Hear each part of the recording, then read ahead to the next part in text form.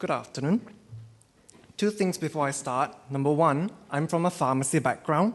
And secondly, I'll have to say thanks to all the older generations like you guys, because for a person like me as a young graduate, without you guys imparting your knowledge, we wouldn't have known about microbial resistance and how to combat this.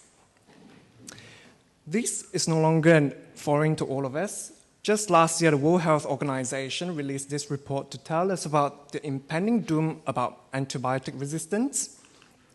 There are many multi-drug-resistant microbes out there, but my particular interest lies with Pseudomonas aeruginosa.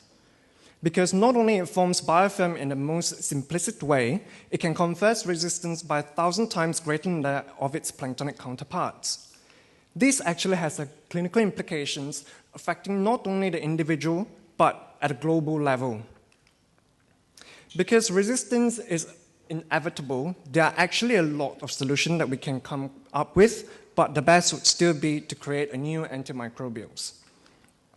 This brings me to the using of olive extract. Not only it has health benefits, but there are actually research suggesting that the antimicrobial properties focus on the gram-positive with bactericidal properties.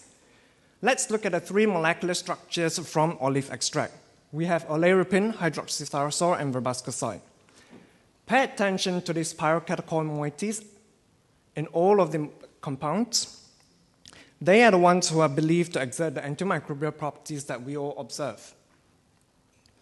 The aim of my study is just to determine if these extract or the phenolic compounds could actually inhibit biofilm formation or if it could alter the motility of Pseudomonas aeruginosa. The extracts that I prepare, the crude ones were the ones that I prepare in the lab. Commercial extracts are the ones that I purchased from the supermarket, and phenolic compounds were purchased from Sigma Aldrich. The strains that I use are the wild-type strain and 3 different clinical isolates, of which I have no idea from who and from where they came from. The simple methodologies that I have to use includes the MIC, the biofilm assay, motility assay, and they are all being evaluated under the optical density. So first of all, the MIC and the biofilm assay, both the Pseudomonas and the extract were inoculated and incubated in a microtiter tray. 24 hours of incubation at 37 degrees, the MIC were determined using the resozurin dye, at which the blue dye indicates that there are no viable cells. The biofilm, on the other hand, however, were incubated at 72 hours at 30 degrees, and that the biofilm was stained with crystal violet. As for the biofilm assay for motility test, a sub-inhibitory concentration were inoculated on 3 different plates for swimming, swarming, and twitching. 24 hours after the incubation of all these plates, the motility zones were measured.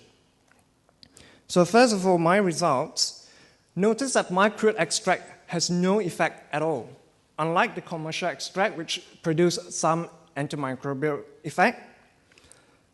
But the phenolic compounds, on the other hand, shows somewhat promising results, especially with the oleuropein phenolic compound. With regards to the biofilm assay, this graph were observed in all strains, but then again, even at the highest concentration, no inhibition or suppression of the biofilms were observed. The phenolic compounds, on the other hand, we see that there's a little bit of suppression here in the clinical isolates, and that there's a significant reduction in the wild-type biofilm. Hydroxytyrosol, on the other hand, shows promising suppression of the biofilm across all strains, including the wild type. But what's interesting is with this verbascoside, it actually stimulates biofilm from forming in these 2 clinical isolates, but that suppression was observed in these other isolates. With regards to the motility assay, I found that the crude extract and one of the commercial extract has minimal effect on all motilities, but only the other version of the commercial extract can alter swimming and twitching motilities, none of which were able to alter swarming motility. In this chart, there is a significant reduction across all phenolic compounds, but what I would like you to take home from here is that verbascoside actually has the highest reduction motility across all strains. As you can see here, verbascoside, in comparison to all the other phenolic compounds, and that there are no effect on the swarming plates at all. So the conclusion that I can draw from this study is that the crude and commercial extract, only that the Swiss product has bacteriostatic properties, but none of which were able to inhibit biofilm or alter its motility.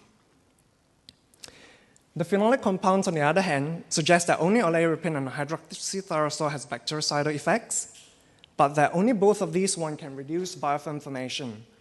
But verbascoside, on the other hand, can promote the biofilm in two different clinical isolates.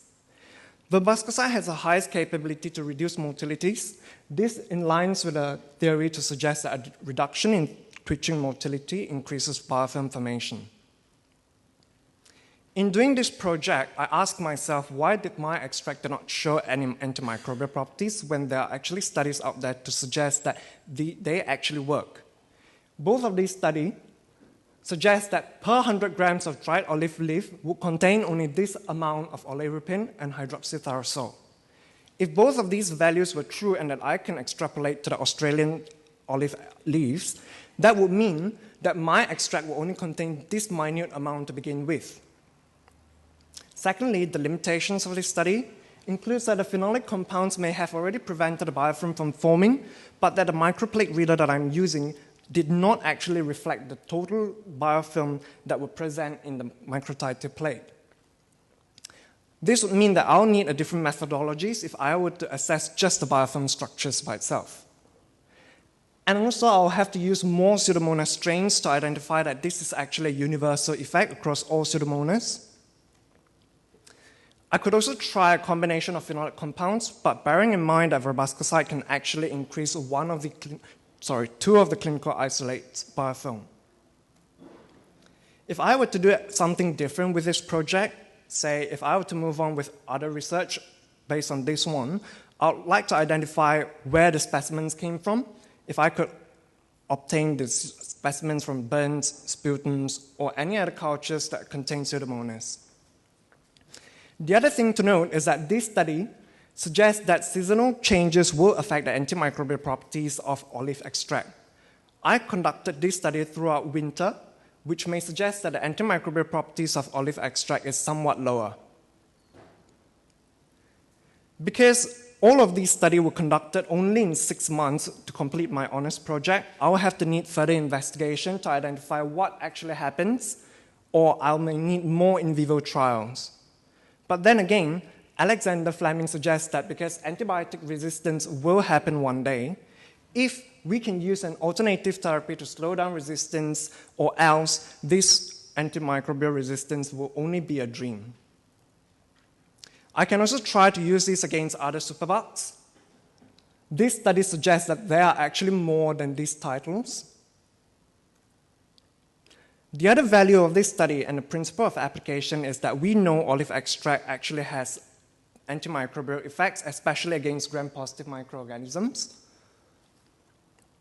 And that because there are underexplored niches of all these natural products, this study may suggest that interventions by addressing the crisis of biofilm-induced antimicrobial resistance can be promoted. In summary of my project, these 6 months, I acknowledge that it lacks external validity, and that because of limited resources, time, and facility, but still, I see that the results are replicable, which means this gives me an opportunity for implications of use of olive extract as an alternative therapy, or that an opportunity as research against other superbugs. Many people to thank. These are all my supervisors especially, and all my other lecturers involved with my research. And lastly, this big man. Anyone have any idea who this guy is? Come again?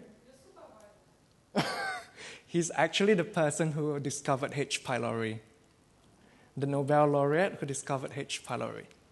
Thank you. Okay, thank you for this very nice and clear presentation. So we are back to close for questions.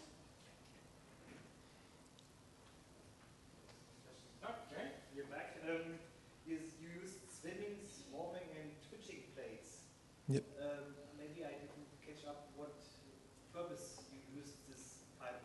Okay.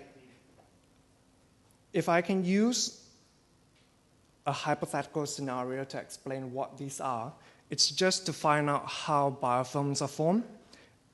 Because I come from a pharmacy background, let's use an ADHD person as an example.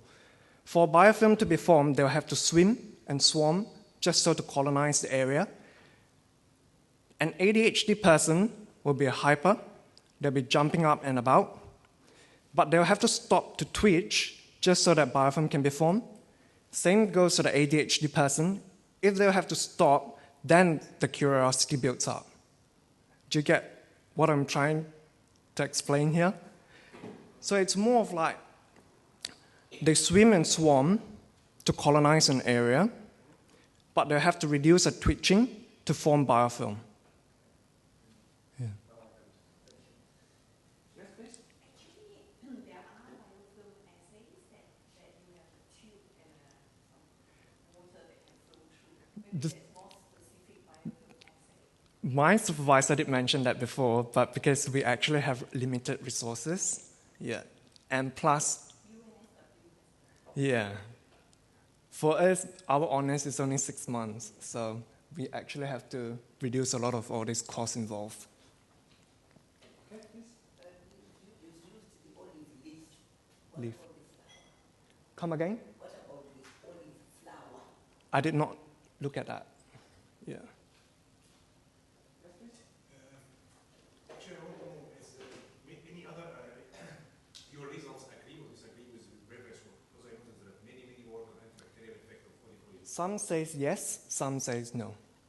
So in which part exactly they are yes and which part exactly Inhibition of the biofilm. inhibition of biofilm they are Yeah. yes? That's no, because mine shows a suppression, not inhibition. Suppression, not completely inhibition. No, But here you focus only on the leaf, not on Yeah. the fruit. just on the leaf. And you know the fluid compound that are produced in the leaf are the same as they produce in the fruit, or there are differences? I did not look at that. Okay. Yeah. Will you think about that? I can try. Yeah. Actually, it's edible. Olive oil comes from leaves. It's edible. Can be used for. Yeah. It's useful. Apparently, Olive oil is oil fruit of itself. The first time to hear that it's edible. with the leaf, there are actually limited pharmacotherapy studies to suggest that they are edible or safe. The toxicology that they